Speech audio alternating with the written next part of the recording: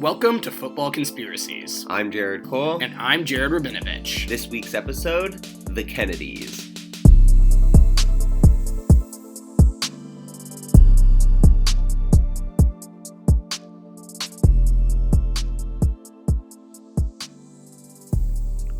All right, welcome back to this week's episode of Football Conspiracies. Almost forgot the name of the podcast for a second there. It hasn't been that long. A bit over a year. But today we're going to be talking about the family that I've come to believe exemplifies America and their values better than any other. And obviously, I was going to start this by saying, hey, J. Cole, do you know who we're referring to? But I was stupid and we filmed the beginning part beforehand. So we know that we're going to be talking about the Kennedys today. Yes, we are. I think pretty much everyone understands the Kennedys to be the peak of what is considered American royalty. They are so prominent, so well known in the culture, that it's essentially impossible to be someone who's escaped their influence. Like, we're Canadians, and we know more about the Kennedys than we can say about, like, our royal families, like the Trudeaus, for example. Yeah, exactly. I think the reason they are the most American family goes far beyond the obvious, though. Of course, Joe Kennedy Sr., the patriarch of the family, he was the ambassador to the United Kingdom during the first years of World War II, and then he was a little too on the appeasement side of Nazi Germany for them to keep him around, so Roosevelt got rid of him pretty quick. Okay. Did you know this? No, I didn't. Oh, yeah. Like, JFK and RFK's father, and I guess Teddy Kennedy, who cares, though, he was, like, a pretty big appeasement guy, did not love Churchill because he thought he was, like, a little too gung-ho about the war, and he really just wanted to, like, make peace with Nazi Germany. I see. Yeah, so, yeah. And he has a lot more sketchy stuff going on than just that, but that is something I think is notable and not enough people know about. And, I mean, of course, Joe Kennedy's son, JFK, was the president of the United States, and JFK's brother, RFK, was the attorney general and a presidential nominee. All of these facts alone already make the Kennedys a decidedly American family. But just like I spoke about on the previous episode, the Kennedys have something about them that truly defines the American psyche. And this is the fact that conspiracy follows them like nobody else. Like, these guys are the most conspiracy-riddled people of all time. And, like, for better or for worse, it's only for worse. Like, I feel so bad for so many people in this family. They've been truly just shit upon, and tragedies have happened to them, and they're just all chalked up to, like, oh no, it's the deep state. I could easily go on about all the ways in which conspiracy has infected this family, from the obvious, the assassination of JFK and the conspiracies to follow, to the more esoteric, like the family's treatment of Rosemary Kennedy and her potentially being a guinea pig for the lobotomy treatment, to the modern RFK Jr.'s wacky beliefs, if I were to put it lightly. Yes, very lightly. Exactly. But that is not what this show is about. What I'm going to be speaking about today is the long history of the Kennedys' connection to the NFL. I was honestly pretty shocked about how many stories connected this family to the NFL, but I guess I shouldn't be too surprised that the most American family has a plethora of connections to the most American sport. So, before I hop into this, J. Cole, do you have any ideas of connections between anyone in the Kennedy family and their connection to the NFL? I mean, the only thing I can think of is I assume they were Chicago Bears fans. Why would you assume they're Chicago Bears fans? Aren't they Chicago? He's a good old Boston boy. Oh, well then, I bet you they were Patriots fans. Well, let's get into this first story then, which is part 1, JFK and the Eagles. Obviously not what you'd expect. I guess it is the city of freedom and such, but the Kennedys didn't have any particularly close connections to Philadelphia. This story is definitely going to have the least substance of anything we're going to be speaking about today, but I'm going chronologically, so this means the story comes first. According to a NFL Network special, the Kennedy brothers, being JFK, RFK, and Teddy, were actually considering buying the Eagles back in the early days. Wow. Crazy, right? So, in 1962, the second year of JFK's presidency, he had read that the Eagles' principal owner had recently passed away from a stroke. After speaking with his brother, RFK, about the matter, they decided that not only would it be a potentially fruitful investment, but that JFK would be bored following his presidency and would need something to do. Obviously, this second issue never came up. I was gonna say. Unfortunately. After discovering this piece of news and their interest in buying the team, RFK and JFK asked their other brother, Teddy, to set up a meeting with the ownership group. I think this is like such a funny little detail because it's like, Teddy, you go do the bitch work for us, please. We want to buy an NFL team. Get it done. Yeah. Like, literally at this time, they were both in the White House. Like, JFK was president, RFK was his attorney general, and Teddy was just... Off helping out, buying an NFL team. Absolutely. So this never ended up taking place, this meeting that is, as the Cuban Missile Crisis in October of 1962 ended up diverting their attention away a little bit from this endeavor. Yeah, may have put a pin in the plans. Exactly. I think they had bigger fish to fry at this moment than considering to buy the Eagles while he's the president, which is pretty sketchy to begin with, but it would not be the first sketchiness in the presidential tenure of John F. Kennedy. So. Yes, that's true. Which really started before he was ever president. Yes. Yeah. And before we move on from this short little story, this little anecdote, J. Cole, I want you to guess what the sale price for the Eagles was listed for at the time. $250,000. Whoa, no. That'd be nuts. It was $4 million.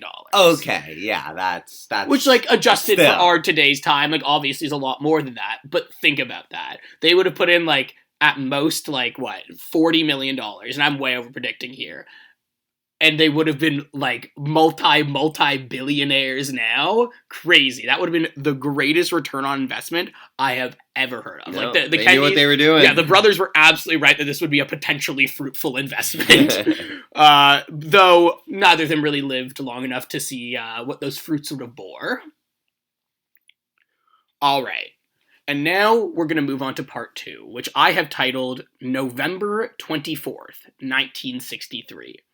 J. Cole, can you tell me what's significant about the date November 24th, 1963? It's 2 days after incidences in Dallas took place. I'm really impressed. Well, 11/22/63 is the name of a famous book and movie that is about the John F. Kennedy assassination. No, that's totally fair, because my next line was, if you answered that's the day JFK was assassinated, you're absolutely wrong. And joke's on me. I thought you weren't going to know. I thought you were going to be tricked by, like, the close date. But no, yeah, 2 days after. Exactly. So J. Cole is right. The significance about November 24th, 1963 is that it was 2 days after the JFK assassination. At this point, you're probably thinking, what the fuck are we doing covering the day 2 days after the assassination? And this will all make sense in due time.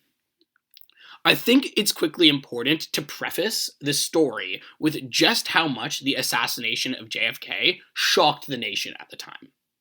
I think because of the nature of the current news and political environments, huge news does not affect us in the same way as it used to.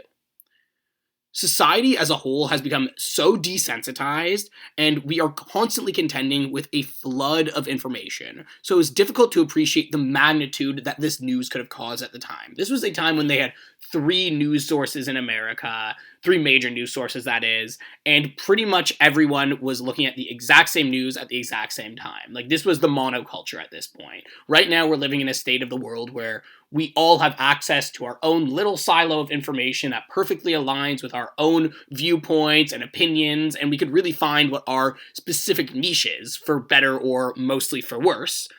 But at this time, truly, every single person in the nation was hearing the exact same thing, and this was at a time before memes were a thing, and before we had this huge onslaught of news, so we were really desensitized in a way that we weren't back then, and big news truly affected people at that time, unlike today, where I would say big news kind of glances off of you and you just move on with your day. Yeah, it's sort of like the day's event, and then tomorrow is on to the next thing. Absolutely. Like, I don't remember in my living memory a news event that has stopped the nation, or has stopped Canada, or whatever it is, you know? Because obviously there was 9/11, which I don't happen to remember. But Since then, I can't Since think of then, this news there event hasn't where really been everyone anything. knows where they were when that happened. Yeah, no, there hasn't been like that big thing. And it's not because things as huge as 9/11 haven't happened. Of course they have. Things equally as important have happened many times since. But it's the fact that our news culture is so broken and all of our brains have just been so thoroughly cooked that this is just no longer the way that the news works. We are No. able to like consume these absurd, crazy stories like it's just any other Tuesday. And this isn't me saying that if the president was assassinated today, it wouldn't be a huge fucking deal, because obviously it would be. But it would not strike the same chord as it did back in 1963. At the time, this literally put the country at a standstill. People left work, families gathered to grieve. All anyone could talk about was this assassination. Whereas I think if that happened today, the main reaction would be Twitter making some crazy memes. You know what? I think the nation would stop if the president was assassinated today too. Like, you know what I mean? Like, I think the nation would stop, but it wouldn't be like days of grieving. I think they'd expect you to be back to work at 9 a.m. the next day. yeah, probably. Like, I don't think it would be like, are we canceling all the sporting events? Are we no. Like, you're going to the concert that night. Like, it would not, I really don't think that'd be that big of a deal. Maybe this is me being naive, but truly, I think, like, we are so broken in the brain as a collective society that we would just move on. Wow. That's my opinion, and I'm Hopefully sure we'll never many know. people would disagree. Hopefully we'll never know. And, like, I'm sure many people disagree with me, but truly, like, I think if Donald Trump got assassinated tonight, we'd all be in work tomorrow morning. All right, so moving on from that bit of a digression, the NFL's commissioner at this time, Pete Rozelle, this is being the time of the JFK assassination, was no different than anyone else. The news of the president's assassination deeply shocked and disturbed him. However, unlike many Americans, Rozelle had a difficult decision to make. The assassination took place on a Friday. 2 days later, the NFL had 7 games scheduled to play. Rozelle now had to decide whether or not these games should go on. In his indecision, Rozelle called up Pierre Salinger, a friend of his and JFK's press secretary. Salinger was quick with his opinion. He thought the games should go on. He said that this was what JFK would have wanted. Rozelle decided that this was the correct move and proceeded to announce that the games would go on.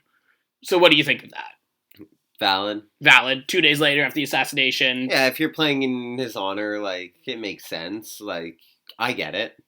I agree. I understand the decision. That being said, much of the public did not. The backlash was swift and it was harsh. The media had an absolute frenzy. They loved this one. How could the NFL play as the country mourned? It was all the headlines going around. This was only exacerbated by the fact that the AFL, the NFL's rival at the time, had chosen to cancel its games. Of course they had. What do you mean? They saw the backlash the NFL was getting, and they were like, "Oh, of course we're canceled." Yeah, like, they got the benefit of seeing the reaction, and they said, no, we're not doing this. Yeah. But something like this, I just want to say that this story about the NFL deciding to play 2 days after JFK's assassination, this has become like a big deal. There's so many reports on this. There's specials on it. Many people have talked about it for many years. Rozelle has had to give apologies, whatever it is. Like, there's been years of backlash. But the NBA and the NHL both played that weekend with little to none of the same backlash. Like, I think that just speaks to, like, the importance of football for the American psyche. Oh, for sure. Just, like, how important football is for the culture, that, like, with basketball and hockey, people were able to forgive that pretty easily, but not with football. No. Could you imagine if baseball was going on? Oh, yeah. That would have been an interesting one. Because I do know that during 9/11, the MLB did pause their games and had a shortened season. Yeah, and then when they came back, they had Bill Clinton throw out the pitch. No, they had George Bush throw out the... Yeah, Yeah, he did throw out the pitch, and it was like a big deal because... it was like a huge thing because it was in New York. Yeah, he couldn't mess up the pitch. It was a whole, like, they trained him, and then he actually nailed it. It was a good pitch. Yeah, he trained for it. Yeah, exactly. Like, you fucked that up. That's pretty embarrassing. We'd all see that a whole lot more, that video a whole lot more, if he did end up messing it up. So, Some of the team owners were so mad by the decision of Pete Rozelle to continue these games that they chose not to show up for their own team's games. Vince Lombardi, who was the Green Bay Packers coach at the time, and a personal friend of JFK, was also against the games continuing. But as he is quoted as saying, "We're going to play. Commissioner said we're going to play, and that's it." What, like, a dejected response. Yeah. He's like, my friend just got assassinated, and everyone sees the video, and it's the biggest deal of all time, and I'm going to go coach a football game. Like, that's crazy. Yeah. So while the game did go on and play, this was anything but the average NFL weekend slate. Fans at home were largely unable to watch the broadcast as almost all the TV networks were covered with wall-to-wall coverage about the assassination. Even more odd, though, was the situation inside the stadiums themselves. This is the part of the story that I find particularly interesting. Despite what many thought would be the case, the stadiums were packed with fans only 48 hours after the assassination. The stadiums were completely full. People still who bought their tickets showed up that day. With the fans packed into their seats before the morning games were set to begin, another unpredictable incident took place. With 39 minutes to kick off, Lee Harvey Oswald, the man allegedly responsible for assassinating JFK, and I say allegedly lightly, he was killed on live TV by a nightclub owner named Jack Ruby. For those in the stadium, the news arrived via portable transistor radios. The crowds were, unsurprisingly, shocked by the news. Once the games had begun, the shock of Oswald being killed still had not subsided within the stadiums. So bad was this shock at the Giants versus Cardinals game that the Giants quarterback had to ask the crowd to quiet down, as his teammates could not hear him calling the signals over the noise from the grandstands, everyone just chattering about the fact that Lee Harvey Oswald just got killed. Wow, that's crazy. Exactly. And people were calling up their wives and their families at home and being like, what's going on? What's going on? They were getting reports back I just saw him get killed on live TV. This happened. It was broadcast. This was before they were able to hit the censor button. Yeah, I know. I've seen it. Yeah, it's a pretty famous video. Yeah. Exactly. Regardless of all this minutiae, the entirety of the situation, whether one thinks it was a bad idea or a good idea to run these games, fell on the shoulders of Pete Rozelle. His decision to not cancel the games stuck with him for decades. Publicly, he showed deep remorse for this decision. He called it the worst decision I ever made. But privately, it seems as though he expressed a different opinion. Joe Brown, the NFL executive and close colleague of Rozelle, is quoted as saying this about the situation. Pete was embarrassed by the negative publicity and attention that the league got for playing the games. People forget that all kinds of sporting activities and entertainment continued that weekend. He believed down deep that he did the right thing. Putting aside how you personally feel about this situation, it is clear that the public opinion was not in favor at the time. This fact can be exemplified by Rozelle's successor, Paul Tagliabue, and his reaction when 9/11 took place. Unsurprisingly, he did not flinch when he made the decision to cancel the games. Yeah. So that is the story of the NFL deciding to play on the weekend of JFK's assassination. And there's so many small details in here that I didn't include just for the sake of time. The Cleveland was playing the Cowboys, and there was this national hatred at the time going on towards Dallas because people were so mad that JFK had been assassinated there, that people were blaming on Dallas and its residents pretty much. Oh my God. The reception of the Cowboys in Cleveland was horrible. They tore them apart. They treated them awfully just because they were Dallas Cowboys players. They had nothing to do with Dallas or the city or the Secret Service or all the failures that added up to lead to the death of JFK. But people were just so reactionary. They needed a villain somewhere. And Lee Harvey Oswald was dead, so people were really, really pissed at the Cowboys. There was all these stories for weeks after of people not wanting to go play there, people boycotting their games.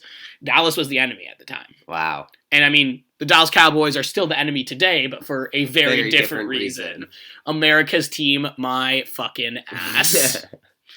Doesn't seem like it was America's team back then either. No. I'll just put that out there. Now we are going to move on to our third and final story of my connections of the Kennedys to the NFL. And this one is a much more recent hit. This is a subject I have been wanting to speak about for literally months. I've actually been itching about it, but I have not found the proper episode for it. We are now going to be skipping over a handful of decades to the wonderful year of 2024. J. Cole, what happened with the Kennedys and the NFL in 2024? I don't know. Oh, yes, you do. And the name I'm about to say is going to bring it all back. Aaron Rodgers. Oh, RFK. Absolutely. We are going to be talking about Aaron Rodgers and his dabbling with being the vice president of the United States of America. Honestly, that is a counterfactual I'm so glad that we never got to see. That's like, it should be on the next season of Marvel's What If. He would have been the most protected quarterback in the world. Like, if anyone even tried to tackle him, the Secret Service would just snipe them from the stands. Wait, so real? You really think they're going to let the vice president be tackled? He could be injured. No, you're right. He'd be killed. You're right. He could tear his ACL again. You're right. No, I'm with you. So Aaron Rodgers, in his Netflix documentary series, spoke about his awakening to politics.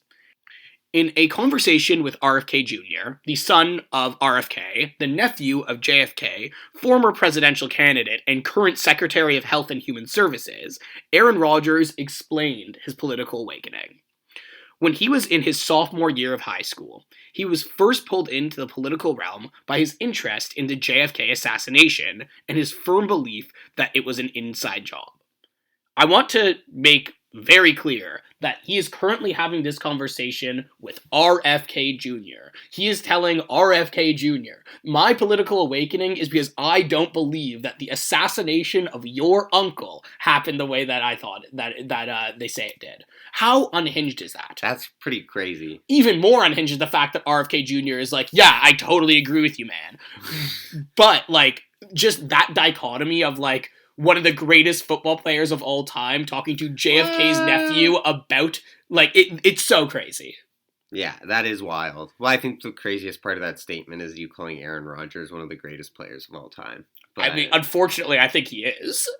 As much as I personally dislike him. Like, you can't argue with 4-time MVP.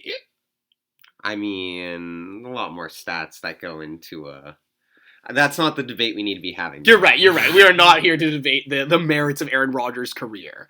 Which, I mean, like, if we're judging on the past few years, clearly didn't have the longevity of some of the other greats. So, another thing that we're not here to talk about today is Aaron Rodgers' political awakening. That story is for another time. The only reason I bring it up is because of the details that relate this to the Kennedys. Yeah. Far more interesting than this revelation between Rodgers and JFK, however, was the news that RFK Jr., during his failed bid for the presidency, had asked Aaron Rodgers if he would like to be his running mate. Obviously, this did not end up taking place, and RFK Jr. ended up picking Nicole Shanahan as his running mate. But in response to all this media hype about it, Aaron Rodgers was quoted as saying this. I love Bobby. We had a couple of really nice conversations, but there were really two options: retire and be his VP or keep playing, and I want to keep playing. Instead of becoming the potential vice president of the United States, Aaron Rodgers went on to have the worst season of his career, and yes, I'm including the one where he tore his ACL. He helped to extend the Jets' 13-season playoff drought to 14 seasons. So congratulations, Aaron. I hope it was worth it. I don't know whether the fact that this guy was ever considered to be anyone's VP is more of an indictment of RFK Jr.'s judgment skills or the stupidity of the American political system as a whole, but I'll leave that for each of you to decide on your own. The main thing I took from this journey, however, is that the way people overemphasize the intelligence it takes to be good at Jeopardy. Like, bro, I feel like I know this sounds off topic, and of course it is a little, but I feel like after Aaron Rodgers had success on Celebrity Jeopardy, along with his brief stint hosting the show, people have defaulted to assume that he is a super smart guy because of this. The only point I'm trying to make is that maybe we shouldn't assume someone's level of intelligence by their performance at Celebrity Jeopardy, but apparently with Aaron Rodgers, it was enough, because I remember for so long people being like, oh no, he's actually like a pretty really smart dude. No, like he did good at Celebrity Jeopardy. Having a bunch of trivia skill, it very well could mean you're smart, but I think Aaron Rodgers is proof positive of the fact that that is not necessarily the case. Maybe he's just really good at memorization. That's how he could memorize his playbook so well, and that's how he could memorize these trivia skills so well. Absolutely. Maybe. And not just that. Have you ever seen Celebrity Jeopardy? I'm sure you have. No, I've never watched Celebrity Jeopardy. Really? No, I've never watched Celebrity Jeopardy. Well, that's that's actually a good point, because when you watch Celebrity Jeopardy, you're like, oh, I'm a fucking genius. Like, I could win Celebrity Jeopardy. If I was on a regular episode of Jeopardy, I'd be lucky to make like $1,000. Yeah. These guys are so good on regular Jeopardy. But Celebrity Jeopardy, they're like, what? They're like, this is the color that you get when you mix blue and yellow. And they're like, what is green? And they're like, Aaron Rodgers is a genius. So, I'm just trying to put that out there. Celebrity Jeopardy winners, congratulations. You did a good thing for a good cause because all the money goes to charity, but you guys are not geniuses. You might be a genius, but your winning at Celebrity Jeopardy is certainly not the reason I believe that. So next time we are trying to decide on our vice presidential picks, don't make it based on who the most cracked guy in the entire NFL is, and don't make it on whether they are good at Celebrity Jeopardy. Both shitty criteria.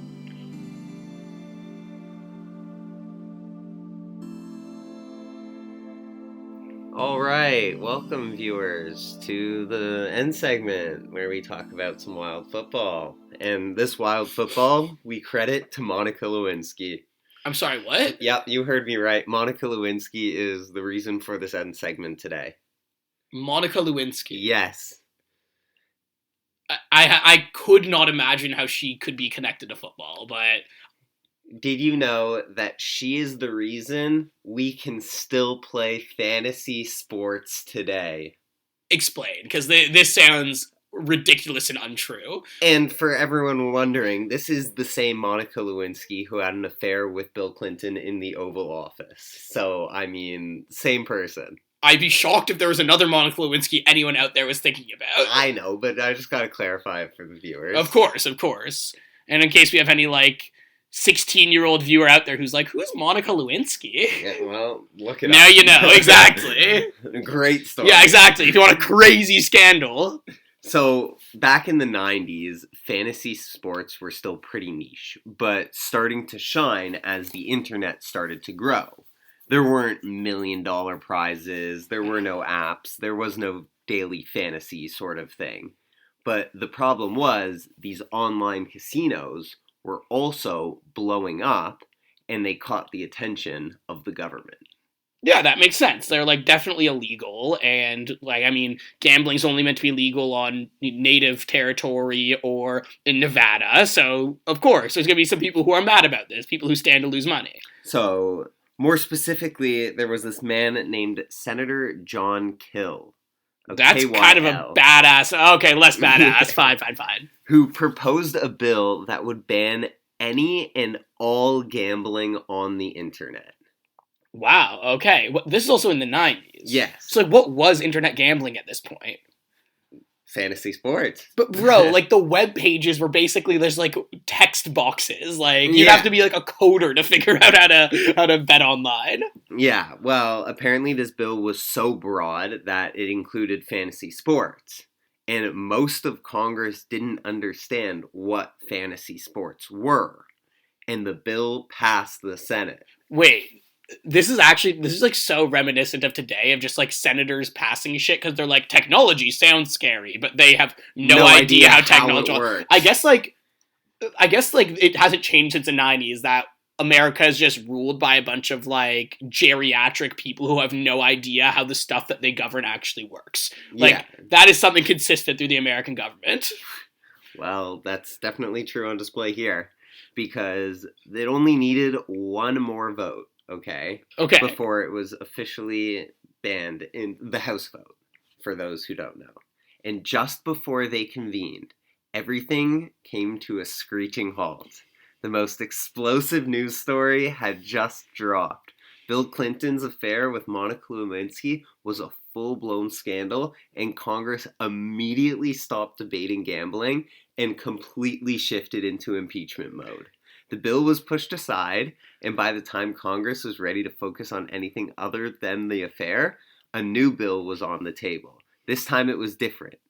It came complete with a special carve-out for fantasy sports, which were deemed games of skill and not chance, so they weren't considered gambling. So because of this affair, they were able to rework the bill to get the loophole to keep fantasy sports alive.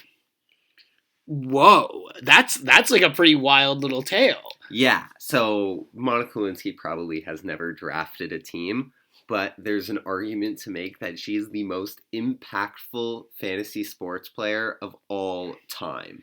Would you not argue that it would be Matt Drudge, the guy who released the story at that time? Because people knew about this for like a while beforehand, and he actually stole the story from an Atlantic writer who was writing up like a full piece that was going to be like fully journalistic and actually backed up. And Matt Drudge, who's like very famous now and incredibly influential because of this incident, he came out and was like, actually, I'm going to steal your scoop, and he posted it. So I feel like you could make the argument that's actually Matt Drudge, who's the most important fantasy player of all time. I mean, you can blame whoever you want, but I think it's catchier to blame Monica Lewinsky. It certainly is catchier.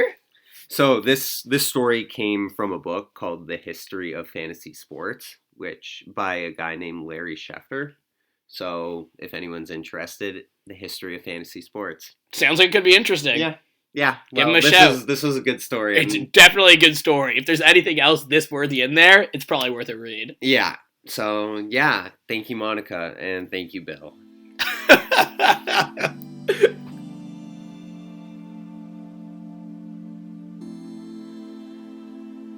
Thank you for listening to this week's episode. If you enjoyed, please consider telling a friend or leaving a 5-star review. It really helps to grow the podcast. You can also reach us by email at fbconspiracies@gmail.com. A special thanks to Blaze for the music. Join us next time for more football conspiracies.